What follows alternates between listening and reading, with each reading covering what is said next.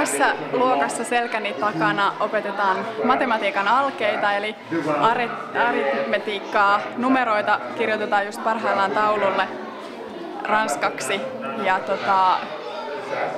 opettaja kertoi, että lapset on noin 8-9-vuotiaita.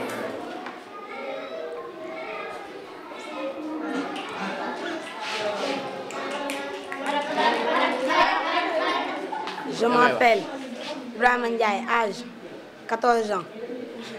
Je m'appelle Salih Samba, à 13 ans. Je m'appelle Fallou Samba, âge 12 ans. Je m'appelle Mansou Saad, âge 14 ans. Je m'appelle Sayan Saad, à 15 ans. Si vous êtes éclaireur, quelle matière vous étudiez à l'école? Quelle classe? C'est le maths et le français et le grammaire et le vocabulaire. Oui, le français, tout ça. Tout ça, le vocabulaire, conjugaison, tout, c'est le français. Exercice maths. Et anglais. Non. L'arabe. Oui. Et géographie ou Oui, et géométrique aussi. Et rédaction. Rédaction, tout. Il est l'heure. On doit entrer à l'école. Donc, est-ce qu'il y a éducation sur l'environnement, la protection de l'environnement ou la nature, les animaux? Est-ce qu'on étudie ça ici? Voilà, effectivement, on étudie, on fait des leçons sur ça. C'est des leçons d'éveil. On l'appelle des leçons d'éveil. Éveillé.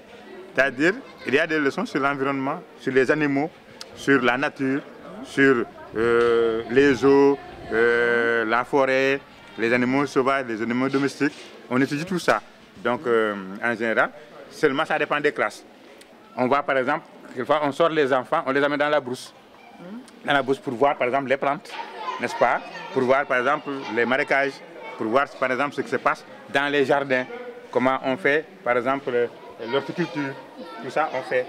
Quelquefois aussi, on peut les amener à la mer pour voir les pêcheurs, comment ils font et quelle sorte de poissons ils attrapent.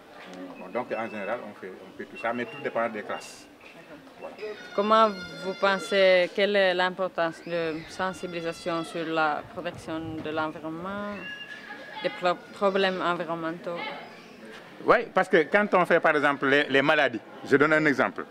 Quand dans une classe, on fait les maladies, certaines maladies dues par exemple à la pollution, on est obligé de les mettre, parler de cette pollution-là. Pour les causes de la pollution, qu'est-ce qu'il faut pour diminuer, qu'est-ce qu'il faut pour éviter, par exemple.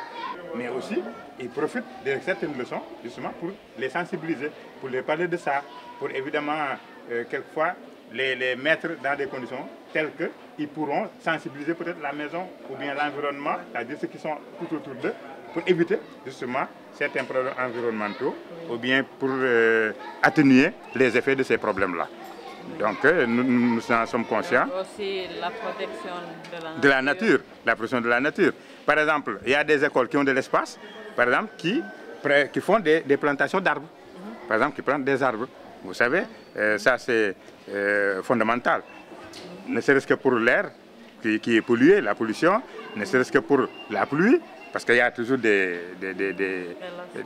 relations entre, par exemple, un désert, là où il n'y a pas d'arbres, et la pluie. Oui. Bon, donc tout ça aussi, on les sensibilise là-dessus, et on leur parle et on leur explique.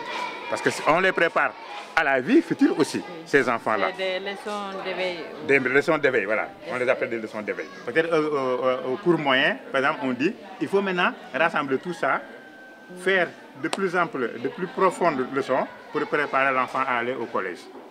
Donc, c'est selon la classe et selon aussi l'emploi du temps.